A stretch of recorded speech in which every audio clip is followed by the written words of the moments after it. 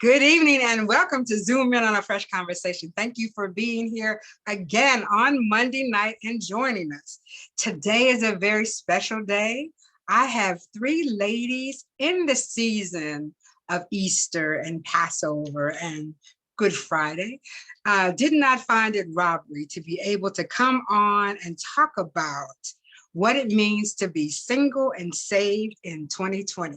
And I thank you, ladies. They are Loretha Simon, Chaconna Downs, and Tam Mackroy. Thank you for being here this evening. Thank you. Hey, everyone. Zoom In on a Fresh Conversation is sponsored by Eyeless Diamonds, LLC, brought to you by Milton McCulloch, author of Love and Emancipation, L.D. Robinson, owner-operator of Ladero Press, and Angie B. and Barb T. Productions, my good friends who are on the line tonight. And I invite you to attend the Artistic Talk at the DeLand Museum of Arts featuring artist Weldon Ryan on Thursday, April the 28th at 5 p.m. If you are interested in joining us for that night, please email me at Freshbookfestivals with an S at gmail.com. If you have questions for Chaconna, Loretha, or Tam, please leave them in the chat box below, and we will have time for your questions later. And this is being recorded. Thank you, everybody, for being here. So, good evening, ladies, and I will call you individually for the questions, and I will call you individually to introduce yourselves tonight. Up first is Loretha Simon. How are you? I am wonderful, Donna, and thank you so much for inviting me. I'm so excited to finally be on your show, Zoom In on a Fresh Conversation. Thank you for being here. Do you want to tell us just a little bit about yourself before we move on? Yes, of course. I am Loretha, and I am recently saved. I'm an author. As a matter of fact, I have written an audiobook entitled Sexual Immorality. All right. Confusion. So it's very relevant for tonight's topic, which is what it means to be single and saved in 2022. Thank you so much, Loretha. Up next, Chaconna Downs. Please come forward and tell us all about yourself. Hello, hello. Thank you for having me. It's good to be back again. I'm a native of Kentucky, been here in Daytona Beach for almost 7 years now. I've been saved since 1999. Became a minister in 2011. I'm currently leading the singles ministry at Fire to the Nations Global Ministries Incorporated. So I'm glad to be here. And thank you for coming. Up next is Tam Mackroy. Please come forward. Salutations, everyone. My name is Tamara, and everyone calls me Tam.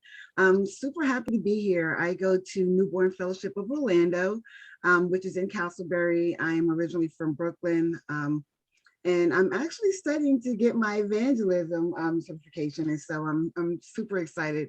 Once more, humbled to be back on your show, Donna. And thank you, ladies.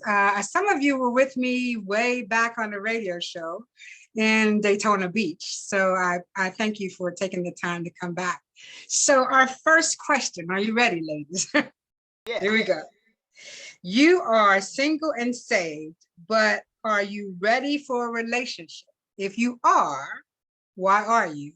And if you are not, why not? Up first, Chaconna. As SpongeBob would say, I'm ready, I'm ready. I don't know anything about SpongeBob, but that's funny. I'm definitely ready. And so tell us why you believe you're ready. Why is because one, I feel that relationships, I'm not dating just to be dating. I'm dating with intention to be married, first of all, but I'm also ready to share a life with someone, to share the love that I have to give, the purpose that God placed on the inside of me. I know there are things that I'm supposed to do with my spouse that are attached to my purpose. So I'm ready to do all of that. Plus, I'm ready to go on dates and have adventures and fun, all that good stuff. Very good. So thank you so much. Tam, you're up next. I second what Chaconna said, right? I know you can't ditto anybody. Yeah, so Same difference, I've been single for some years now, and I really feel that God crafted me for someone. And so I'm praying to meet, my best friend, my prayer warrior, my business partner, and my lover, all wrapped up in one. So you believe that you can get a full package. You don't have to put I'm a ribbon praying on it for and it. kind of uncover it. Okay. I'm praying for it. I mean, just a nice chunk of everything would be nice, right? Is it a unicorn? I hope not. Yeah. One of the things you make up. But listen, That's good. I believe that you can get a piece of everything that you need. I'm just not sure it's everything that you need. It's like biting off an elephant, right? It takes a lot of bites to get rid of it. But I think that you can find, if you're not too, I don't even want to call it picky. I want to say that you won't be everything to him, and he probably won't be everything to you. But what you bring to the table might be enough to eat, right? Mm-hmm. That part. Yeah, you like that? We can grow together. Yes. Yeah. That's what I'm looking for. But I'm not saved, so let's not keep me out of it. So let's go. Oh, we can Loretha, fix you that are tonight, next. Donna. You are next. You are single and saved, but are you ready for a relationship? As a matter of fact, yes, I am. I was in a relationship that started out perfectly plutonic. And then, well, I don't know if you realize what flesh is, but flesh is a big deal in the Bible. Really? And yes, it's a very big deal. And so my flesh became enticed, and unfortunately, it did what flesh does. Right. You got And fired so up.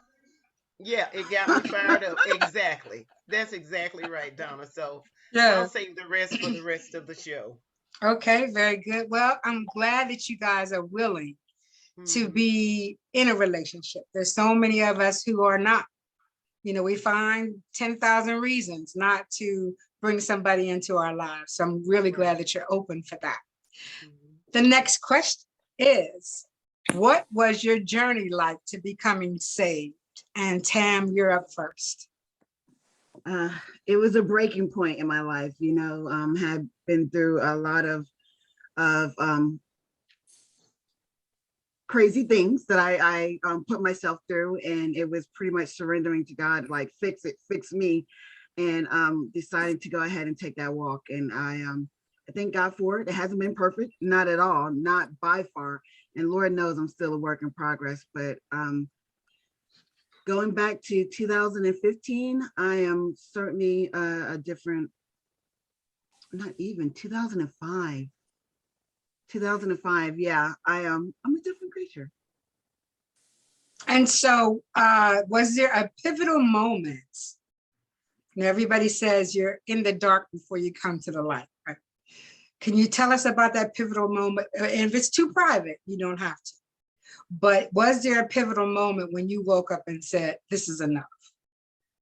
It was, I not to divulge too much because Right. I am writing a book, Right. but it was hitting my rock bottom in different aspects of my life. And it was like, yeah, I'm good. I bumped my head enough. Yes, the stove is hot, kind of a situation. Stop touching it. Stop touching it, Tam. It's hot. Yeah. I had to make some choice decisions and some changes, and it was a good time and a blessing that I did. Yeah, very good. So, Loretha, I didn't ask you that question. Was it a pivotal moment when you said, you know what, I'm done? Yes, Tell me about it. absolutely. Mhm. My pivotal moment was I was a living caregiver for my mother. And if you've never lived with your mother since you've been an adult, your mother is not the same mother that raised you. That's true. So my mother wrecked my last nerve, and I wrecked my mother's last nerve. And it had gotten really, really, it was just really, really bad. I was disrespectful. We were about to come to fisticuffs, and I had been asked many times to come to church because when you're raised in the church, unfortunately you think you're saved, but you are not. Mm. So I just wasn't ready for God to change my life. But that's exactly what I needed, and that's exactly what he did. Mm. So someone invited me, and I went, and I just felt the spirit. I felt moved. And so I became a member of a congregation, and I am still a member of that same congregation. So yeah, it was definitely pivotal. I was Yeah, literally most of them blessed. are. They're very Yeah, pivotal moments, right? absolutely. Chaconna. Well, I was in my freshman year of college. My family had always kind of gone to church. I grew up in the Catholic Church Mhm. and started visiting other churches when I was in high school, and ended up at a Baptist church, then at a Holiness church. And I actually ended up getting saved through a Bible study that was held at my grandmother's house. Mm. So one of our hometown buddies, a friend and family member to some of my other family members, came and taught every week. And we would have Bible study there in the living room. And actually, most of my family got saved through that Bible study. And so I was at school, but I was commuting. And the first part of my freshman year, I suffered like a tragic loss. And that's when I Mm. really got to know God for myself. You know, Mhm. I knew God like through my mama, through my granny, Right. going to church with them, but that's when I really got to know him for myself and had deep conversation and relationship with God for myself. And so I made the decision to go ahead and get baptized and give my life to God then. Mhm.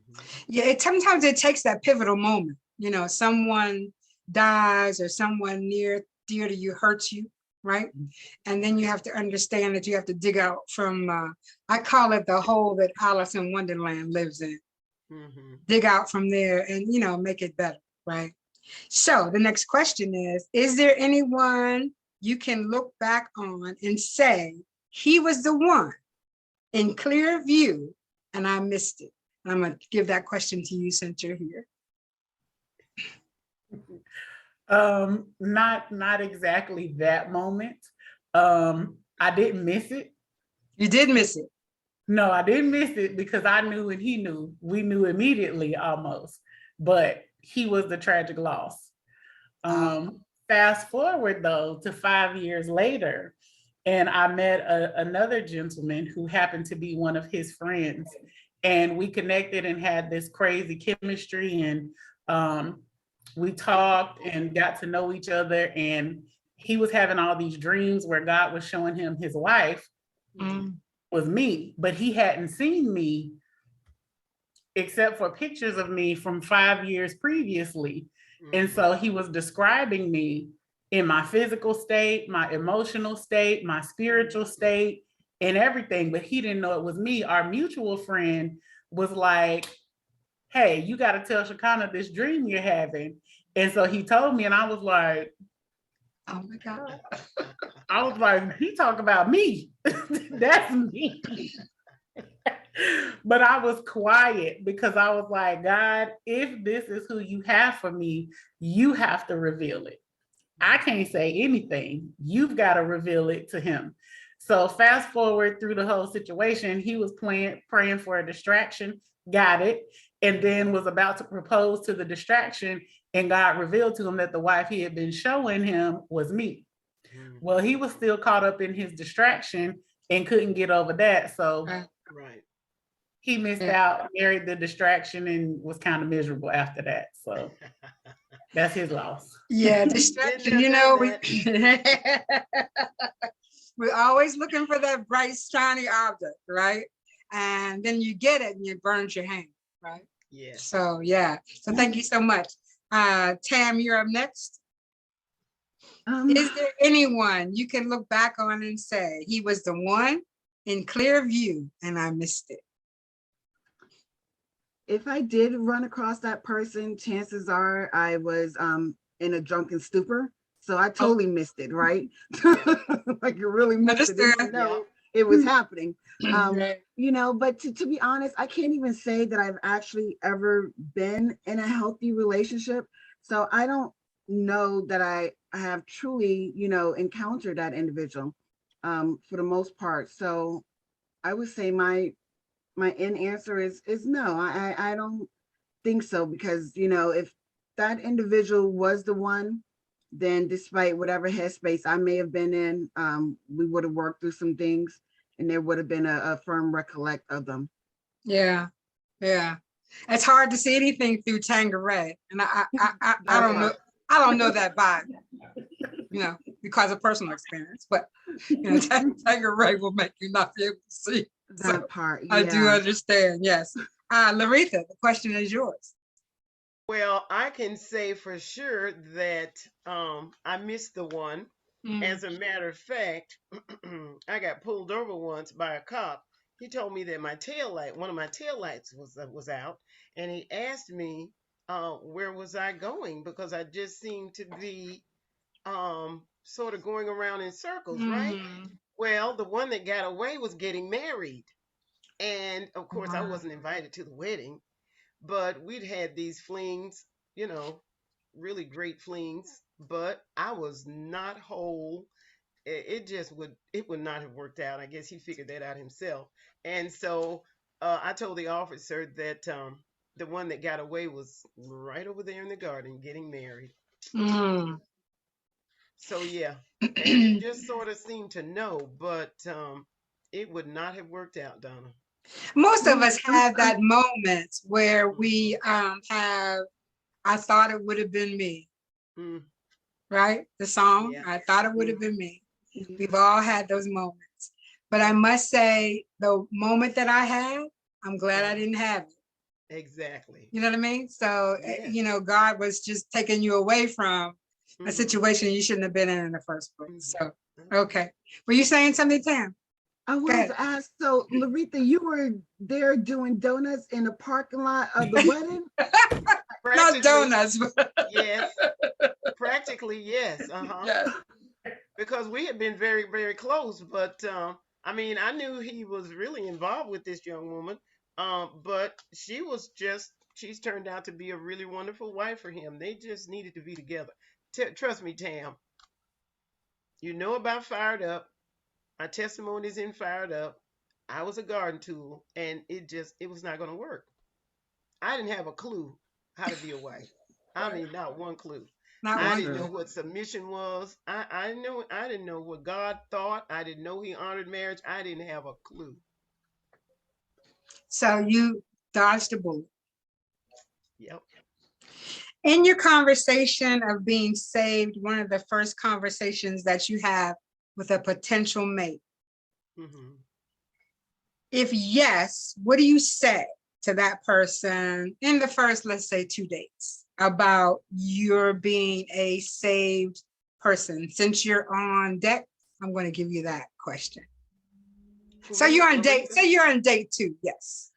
Well, And the conversation comes up about, what if he tells you, I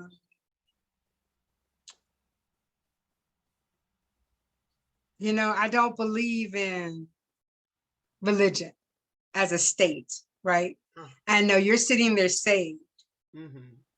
I'm not saying that that's the conversation. I'm just saying, so how does that conversation come up? Is that one of the Well, first conversations you have, or do you go yes. say one or two? Okay, go ahead. Yes, no. It has to be one of the first conversations that I have. It's one of the first conversations that I have now. Mhm. Because it's important, and you really need to know where that person is. If they believe or if they don't believe, you still need to know. If you're praying for someone, you need to know if they believe or if they don't believe. So no, I don't have any inhibitions about asking that question and about letting them know that, you know, I've had sex all of my life. It got me nowhere. I just wish I had waited. But that wasn't up to me. That's in Fired Up. I love it. Chaconna, so tell me, what is the first conversation? Is it the first date? Is it over the phone? Tell me about it. I take a completely different approach. Okay. I want you to know me first. Get to know me a little bit first and let me get to know you a little bit so I can fill you out. And then I'm going to tell you. And then we're going to have that. Oh, You muted you press yourself. Get mute. mute. Mm-hmm. Sorry. That's all right. then we're gonna have that conversation to let them know, oh, by the way, I'm also this, that, and the other. I do this, this, and that. Because sometimes when you have that conversation right away, they put on airs and they pretend. And they turn into a chameleon and everything that they think you want them to be. I want to see the real you. I want to see who you are. Low down, dirty shame, whatever you got to bring to the table, I want to see it plain as day, and I want you to see me, because this is me all the time. Whether I'm in ministry, whether I'm doing therapy, whatever, you're gonna get the same me all the time. But I know people like to introduce their representatives, so I want to see you. Then I'm gonna tell you who I am. Oh, but I like the representative. Okay. Okay, I Tam, have you're up next. representatives. I used to postpone it and wait, you know what I mean, and be like, well, maybe, it can work, a Muslim and me being a Christian, or or whatever have you. In the past year, I'm upfront, what's your religion? You know what I mean? What denomination are you? You know what I mean? How's your prayer life? I want to know, because I am looking for someone that I can share this experience with. You know what I mean? I want to be able to um go to gospel conferences, concerts, you know what I mean? Miss Johnson is having a hip replacement, babe, let's pray for her. You know what I mean? I don't need to be, Yeah. fasting and praying, and a brother talking about, are you done? Can I turn off the light now? Bro, you're not gonna pray with me? You know what I mean? Like, I really need that conversation up front. I can't. I have to be real to myself these days. And if it's not the move for you, or if we're not, in sync there, it's all good. Once more, I know, I feel it in my bones. God crafted me for someone specifically. He just may not be it. Since you're on deck, we're gonna move the questions around a little bit. So when a man says to you he seeks a godly woman, what does that mean to you? The things that I just mentioned, right? Someone we could pray, we could talk, you know what I mean? I'm not religious. I cannot quote the Bible back and forth. I can, tell you where to find some things, but I am spiritual. I know from which God has brought me from. I know the things that he's constantly doing in my life. You know what I mean? I do speak in my heavenly language, right? And so a godly woman for me is going to be those pieces in which I am. And if he has another definition of it, I may not be the one. Let's talk about that. Has a man ever said to you he's searching for a godly woman and has given you definition about what that is? Yes. And Tell me about that. So it includes, everyone loves that word submissive, right? And I am down with being submissive, but I feel like it's a two-way street. It's a level of respect that you have for one another, where you're willing to compromise on certain things, for the ultimate good of the relationship, right? And so this brother was like, yeah, you got to cook. I'll take out the trash. And I'm like, this is your get up for a godly woman? You know what I mean? Like, he had a whole mental mind agenda for, when we're supposed to have sex, you know what I mean? How, the woman's supposed to keep her body. And I'm like, I got a fupa. You know what I mean? I got a gut.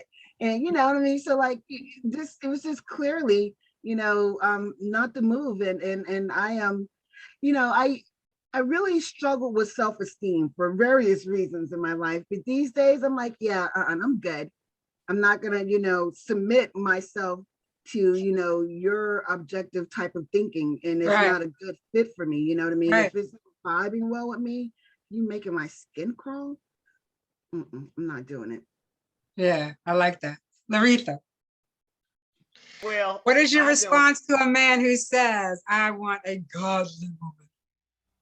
Well, he's going to need to explain to me what that is, because I've never had a fella approach me Okay. that way. And if someone did, I may be. I mean, if he's godly, which it would take some time, like Tamara said, to determine that. But I would be more prone to ask him, does that mean he wants to freak in the bed after church? or before. What does that mean? Right. I mean, even pastors, I don't think I've seen pastors who don't have godly women. So I don't know. That confuses me. I don't really know. I really, Donna, I just really wouldn't know what to say to a fella that mentioned that to me. Hmm. Interesting. I'd have to go get some counseling, honey. I Okay. go straight to my pastor. She'd have to Chaconna, explain it. Yeah. Chaconna, tell me what your response would be. What is your response when a man says he's seeking a godly woman? And has anyone ever said to you, this is what I think a godly woman is? Oh yeah, definitely. I'm gonna ask because everybody's idea of godly is different. Exactly. For me, I'm looking at godly characteristics. Do you have the fruit of the spirit? Mm-hmm. Do you have a relationship with God? Are you faking and fronting and just going to church and coming out the same and doing the same old things? Like for me, I consider myself a godly woman, so I carry myself in a particular way. Mm-hmm. I'm not out here with all my parts hanging out. I'm not out here trying to see who I can take home or who I can go home with. Right. You know, you're going to see my patience, my love, my long suffering. You're going to see those godly characteristics in how I carry myself and how I live my life. You're going to see me exemplify those things every day, not just on Sunday. You're going to see me match up with the characteristics of the woman in Proverbs 31 and Titus 2. Let the word be your ruler for me, whether I'm godly or not. Mm-hmm. Not some definition that you made up because you want me to cook beans like your mama and bake cakes like your grandma. Has a man ever said to you, these are the things that, and what things do they come up with? Well, most of it had absolutely nothing to do with being godly. Absolutely not. It was their personal preferences. You know, that, oh, you got to go to church and pray. Okay.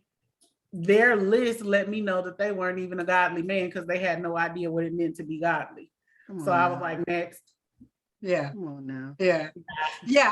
I think that terminology from men is way overdone. You know, like a too much boiled egg. Because most of the men that I've met have no idea what a godly woman is. Right. And then when they get one, they're like, oh, I wasn't expecting this. Oh, I didn't know I was going to have to wait. Oh, I didn't know we couldn't do that. Well, what did you think it meant? Right, exactly. What did you think? Yeah. Send me a picture. Send me a picture. What how godly is that? Yeah, well, I mean, like if I send a picture to every dude, the first 2 times I meet them, my picture. Yeah. Like, Yeah. take a seat, several seats. Yeah, several seats. So how long in a relationship do you begin to talk about finance and marriage, considering all you are not considering all of you are not girls anymore, but ladies? Let me give you that again. Ooh, read out loud. How long into a relationship do you begin to talk about finance and marriage, considering all of you are not girls anymore, but ladies? Oh, and that's my pet peeve. Don't call me a girl. Oh. Yeah. So anybody out there, don't call me. Okay. All right, go ahead. I'm glad you said that. Yes, ma'am. Go ahead, Chaconna. You're on deck. Well, I can't really give you a time because I haven't really gotten that far. I'm in a fairly new relationship and he's doing all the talking about that. And I'm like, hold on. You're pumping brakes. Slow down, slow down. Can we go on some dates first? Can I see if I like you first? But I appreciate the fact that he knows what he wants and he's making his intentions known and that he's ready. I was like, okay, I'm glad. We got a lot more conversations to have first. Right, that part. So do you think it's necessary to check his credit score? It kind of depends on the conversations you've had and what your interactions are. Like if he's transparent and upfront and open about money and you guys talk about those things, it may not be. And it also depends on what you're planning to do, whether you own a home, whether you need to purchase. Not so much credit score, but let me see your spending habits and how you manage your money. Because credit score can always be improved. But if you have poor money management skills, that's a problem. Mm. That's a problem. We got to work on that, buddy. Well, I mean, those are things that can be worked on, right? Yeah, that's not a deal breaker. No, not at all. That's not a deal breaker. Loretha, how long into the relationship do you begin to talk about finance, marriage? Well, considering you're not a little girl anymore. I can only speak of my experiences. Absolutely. I live in a senior community and we have income guidelines, income limits. So it just so happened that I had been celibate for 8 years. Oh, and the only problem I had was, and I should have asked my pastor instead of asking others, well, just exactly how long do I have to remain celibate? Does oh, this mean I'm not going to ever have sex again? I really was confused about it. Yeah, me didn't too. Get it. So they didn't. Nobody really knew how to answer the question to my satisfaction, and so my flesh didn't understand what they were saying. So what happened was, now the fella comes along who lived in the building all this time, but I never noticed him. But my flesh noticed him. So the next thing I know, we decide. He said I decided, but I don't know. All I know is, we start doing it, right? So now the next thing is, the next few months, I'm starting my second seminary class. So I already know it's going to either be you or Jesus. It can't be both. And he'd been married 3 times. He just couldn't do it. He couldn't do it. Right. He'd rather have a new car than buy me a ring. So he got the new car. And hey, what can I say? We're still friends. Yeah, you have to pick your poison. There you go. You really do. You have to pick your poison. Thank you very much. Tam, you're up next. Gosh. So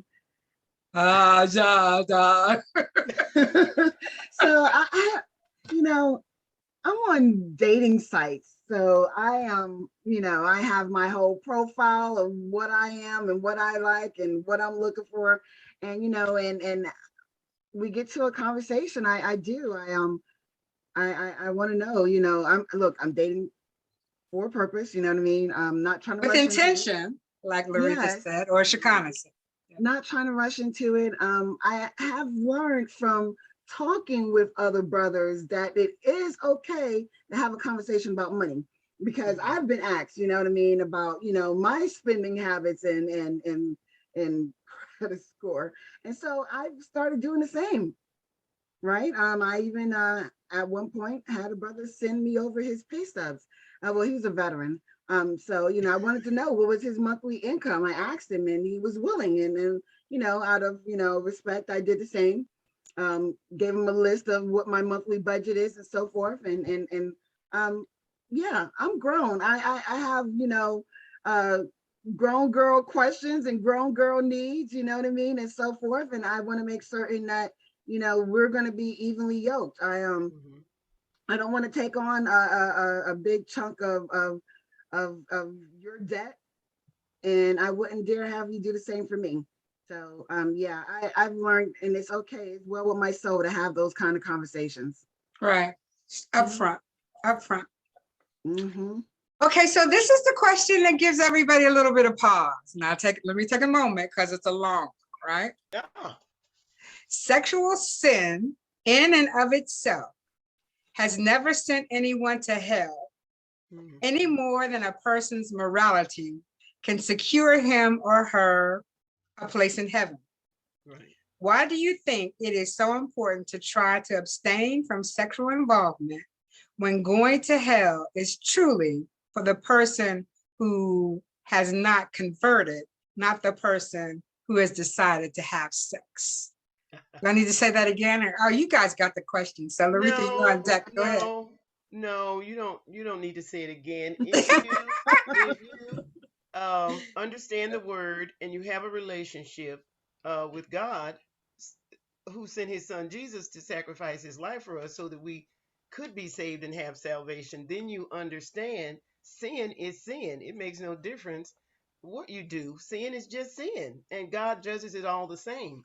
And So 1 minute once, before you go on. So someone answered that question to me tonight and said, what about the two men that were on both sides of God, Jesus, and he well, forgave them? no, he didn't forgive them. He He forgave forgave their sins. He forgave, no, Donna, he only forgave one because only one was Willing. repentant. Okay, Yeah, there was only one that was repentant. right. And so, yeah, his soul So was that's the already question. saved. If you haven't converted, right? You're Well, not the converted. Bible says every knee shall bow and every tongue confess. That Okay, makes no difference what your so-called religion or denomination is. Now, that's what I believe. Everybody doesn't believe that. right? But morality is a choice. It's a choice. Just like God gave us free will so that we could choose. So you get to choose to be immoral, or you get to choose, to live by whatever your values are, or whatever the word says, which is not as easy as it sounds. Right, exactly, exactly. Tam, you're up next. Um, so I've been, living the life of abstinence for 2 years, and I'm holding on. I've done a lot of things in my life, right? And so I'm tired of giving it away, and nothing really comes to fruition when I know that in my Bring mind and on my it. spirit at this point in my life that I truly want a relationship. You know what I mean? And so yeah, I'm sitting on it like a hen on an egg. I mean, I am just just trying to be a little more conscientious of what I'm doing. Right. Yeah, I mean, the body wants what the body wants, Lord knows, right? But once more, spiritually, I want what I want as well, and that's outweighing the flesh these days for me. Okay, Chaconna, you're up next. I've been waiting for this one. Go ahead, Chaconna. I can't wait to hear your response. I'm gonna give you a twofold answer. A twofer. First of all, I would not be doing my due diligence if I didn't address this theology. Okay. Careless for anybody, whether you converted or not. You Okay. can bust it wide open. Because like Loretha said, Hey, listen, it's not, listen, I'm not taking it personal. It's not my theology. oh, I know. Okay, But I would give it to you the same way if it was. It's available for anybody. Okay, good. So the Bible tells us clearly, plainly, in multiple places to flee sexual immorality, to abstain from adultery, all of the things sexual. That's the place where you sin against the body. Mm-hmm. God created us to be sexual, sensual beings, right. But anywhere you look inside the Bible, it is within the confines of marriage. Right. He meant for us to be connected spiritually, to become one with one person, not multiple. That's why so many people have issues, because they attach to all these other souls and don't do the work to get free. Exactly. So that's one reason to abstain. The second reason is it clouds your judgment. Once you cross over that threshold, all the hormones kick in. That oxytocin gets released, that vasopressin gets released in the man. You're not thinking clearly anymore. Scientifically, it's proven that love makes you stupid. Yeah. You don't make sound decisions anymore. So even when you have the mind and the heart to do right, you do dumb stuff. Right. Because the hormones are all out of whack. Yeah. And you're trying to please this other person, and you forget about your moral standards and duties because you're so caught up and hypnotized. Oh, hypnotize is a good word. Oh, yeah. Yeah. That's the word we're gonna choose today. But I'm gonna share with you something that one of my friends told me. She's a minister and a pastor, and we were in ministry together in Kentucky. God gave her this crazy revelation about worshipers having a high sex drive. And she said that she asked God, like, why? Why do we struggle so much in our flesh? She said that God revealed to her that in the natural, orgasm is the closest experience to worship in the spirit. Wow. So that your natural body is trying to feel that feeling that you get when you're in worship in the presence of God. I was like, girl, shut your mouth. Okay. I was like, who would have thunk it? Who? But Well, I'm sure it's about the same.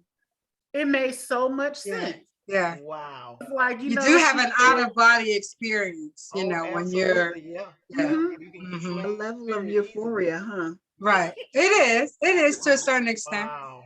That Right. part. And that's when your body starts to shake and you start to cry and you don't really care about who's around you because that particular place and time you are truly engaged. Right.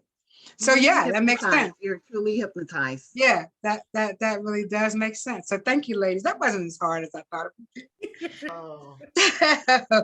Let's we're not going to get to all these questions. I don't know what I was thinking, but I'm going to get to the good ones. So since there is but one God and many names, would you date outside of your current religious choice of worship? You're on deck, Tam. You go first. No, I said this a little earlier. Yeah, I don't want to date a Catholic, a Muslim. You know what I mean? No. I it's no point in it for me. You know what I mean? Once more, I want to make certain that we're calling God, Jesus by the same name. You know what I mean? We're praying to the same individual. We're reading the same Bible. I mean, you can have an amplified version, King James, but I need that straight crosswalk, making certain that we're in the same groove, right? And so to play with anything other than I'm not doing it. Would it make a difference if you're Baptist, Methodist, New Age? Does that make a difference, or does the actual religion make a difference? The religion more so makes a difference for me. But then at the same time, I want us to go to the same church, right? And so, if you're Pentecostal or non-denominational, we have to have that kind of conversation where we're going to go ahead and make certain that we're walking in one accord. Okay, Loretha. Well, for me, the answer would be no, I couldn't do it either, but I could do dinner and a movie. I I could like to easily eat. do that. And then, I'm gonna be evangelizing the whole time. So if you're okay with that, but no, I couldn't do it long term. Does your Absolutely not. church have a connection to other churches? I mean, so you wouldn't have to be pigeonholed to the church that you just go to. Like an AME church, there's 10, it's 10,000 of those. But No, my church is non-denominational because that's what Jesus is going to be when he returns. okay, Non-denominational. Either understood. you love him and you accept him or you do not. That's just it. Now, my question is, Hmm. would the person have to go to a non-denominational church? No, not if we're going to dinner and a movie. No, I mean to church. To church. If I were dating him, yeah, it would matter. It's of course it would be very important. And So you couldn't be with someone who went to an AME church and you went to a non-denominational church. No, Okay. because the theology is it's all different. It's all confused. They have all these different levels of leadership. And no, no, Nope. thank you. Okay, Chaconna? Nope, Nope. can't do it. We can't agree. If we can't agree, we can't walk together. Mm-hmm.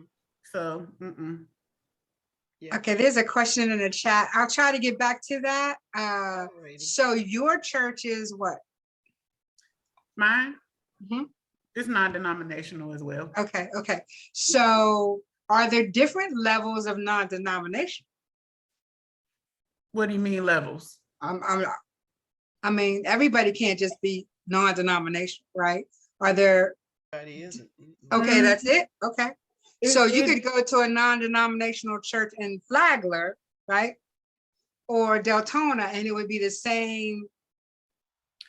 You still have to check what their theology is. Right, that's what I'm Because talking about, somebody right. can say that they're non-denominational and have a completely different theology. It can be non-denominational, but they're really new age and believe some totally different stuff. Right, this is what I was getting at, right? Yeah, Okay. you have to check, you gotta check to make sure that you believe the same things.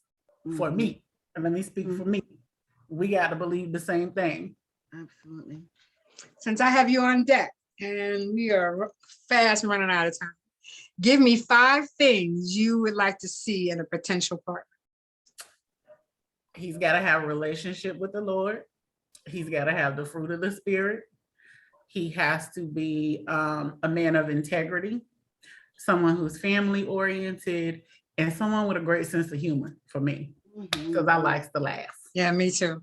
Me too. Loretha, 5 things. I put attraction, because attraction, I mean, I'm sorry, but that's the number one thing. You have to have some kind of attraction. I put a passion for Jesus, a love of family, financial security, and I live in a senior building. They're going to need to be healthy. You can't do anything if they're not healthy. Right. I mean, I don't mind pushing the little walker a little bit, but really? I get it. I get it. Okay. All right, Tam. For me, looks is what initiates the conversation, but mentally, you got to be able to hold my attention. You know what I mean?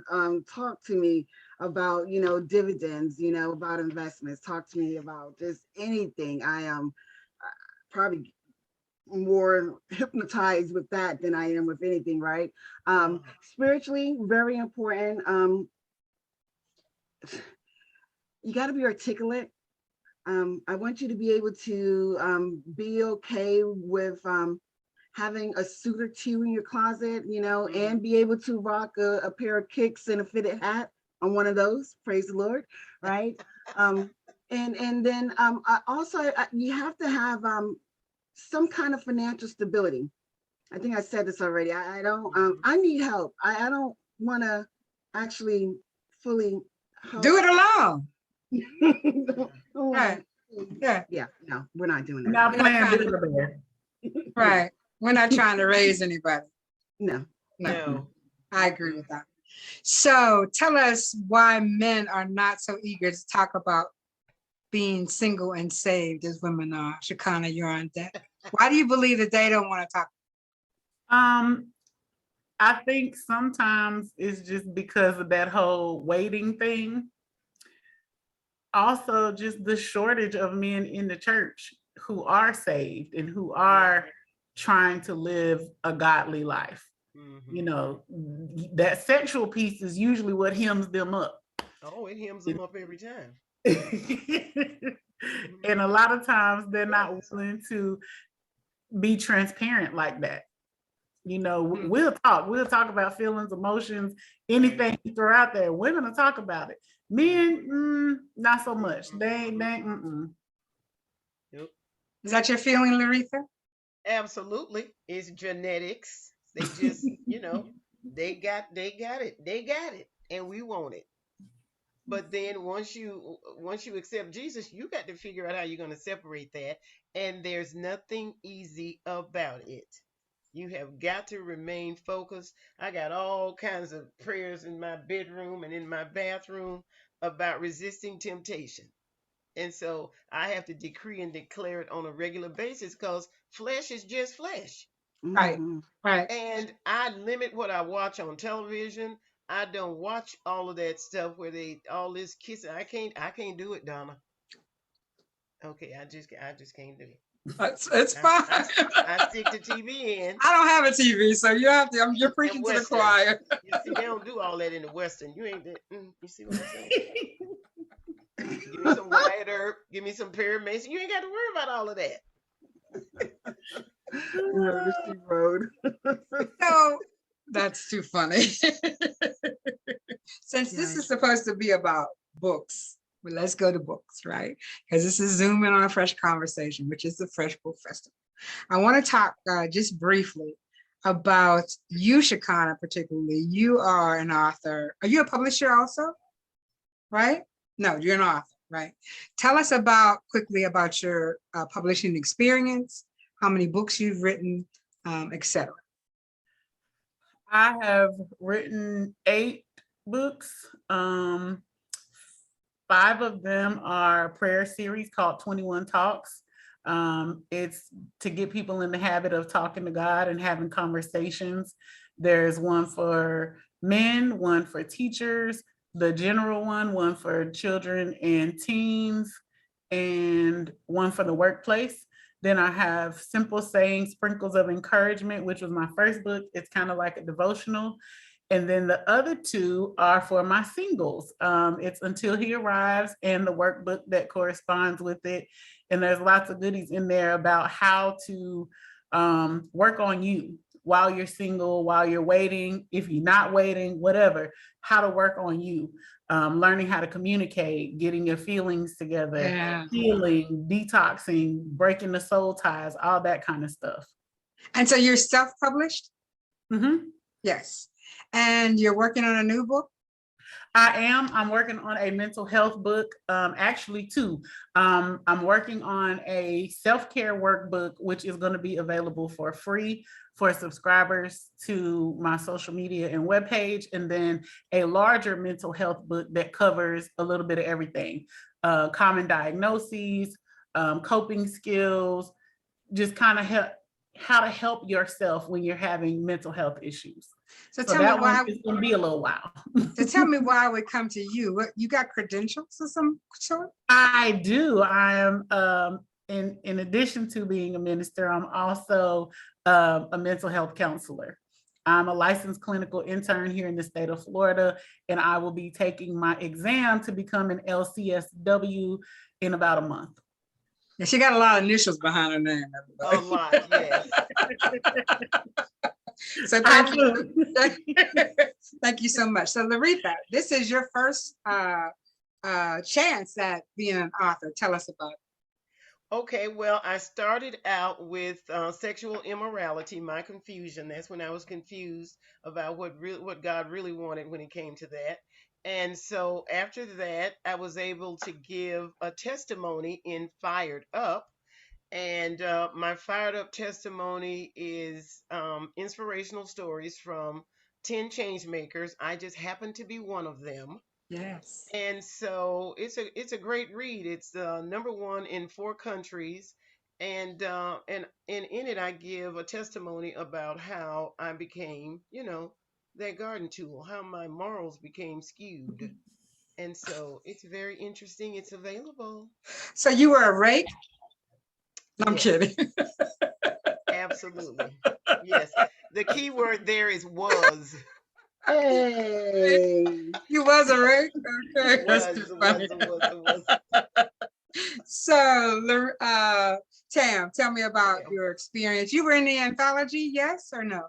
Yeah. I was in Angie B's anthology. I wrote a piece on getting paid in a pandemic.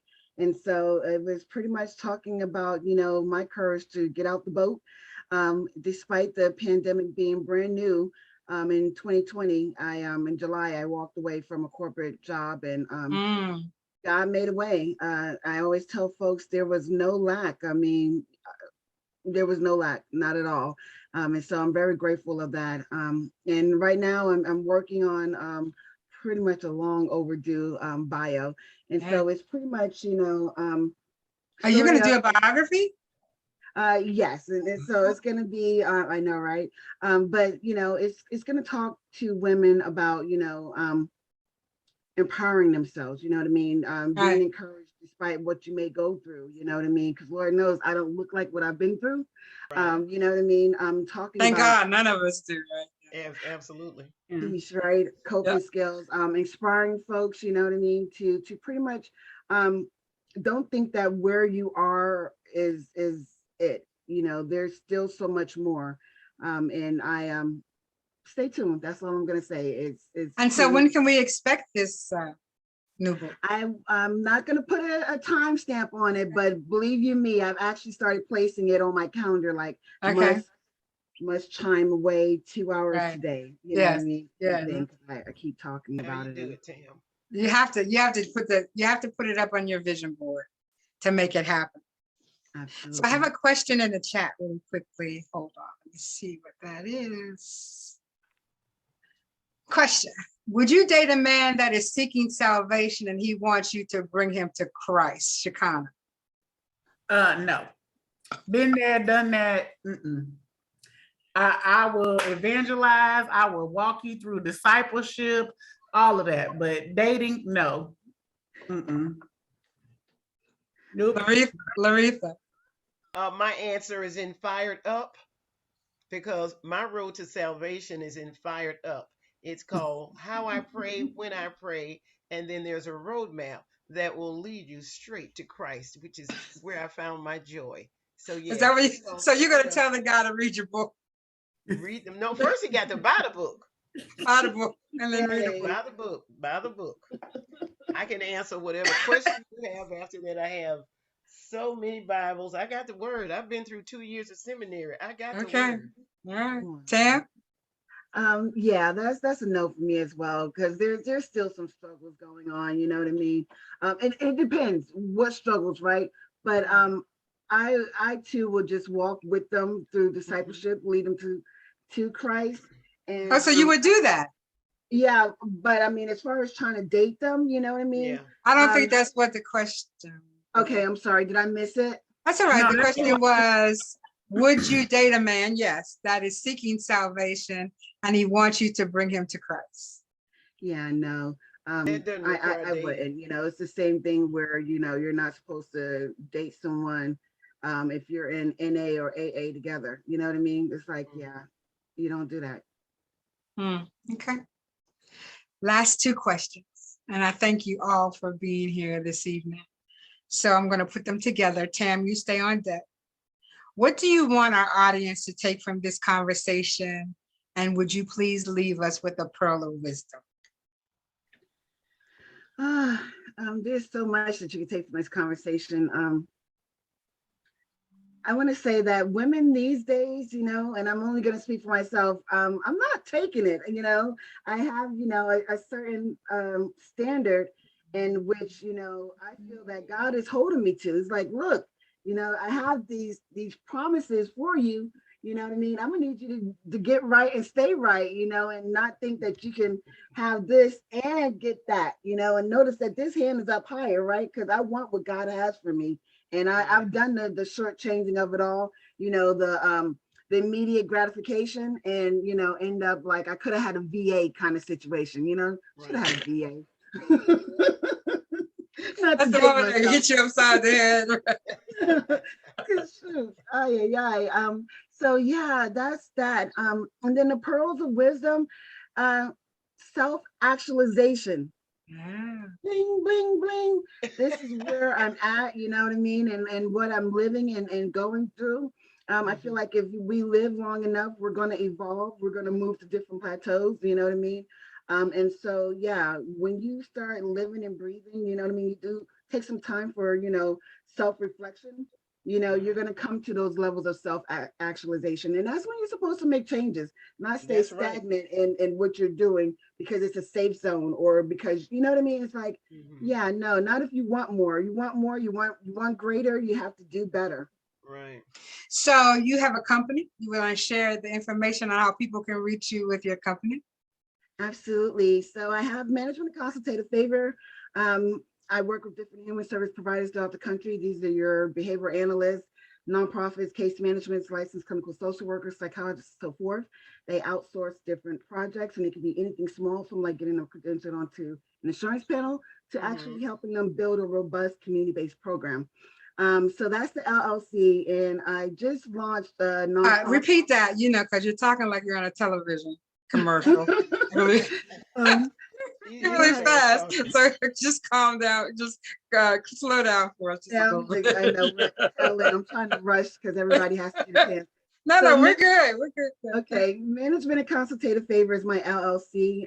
Once more, I work with different human service providers throughout the country. So don't think that, just because you're in Texas, that I Right. can't, you know. And so these are your licensed clinical social workers, psychologists, behavior analysts, nonprofits, case management organizations, and so forth.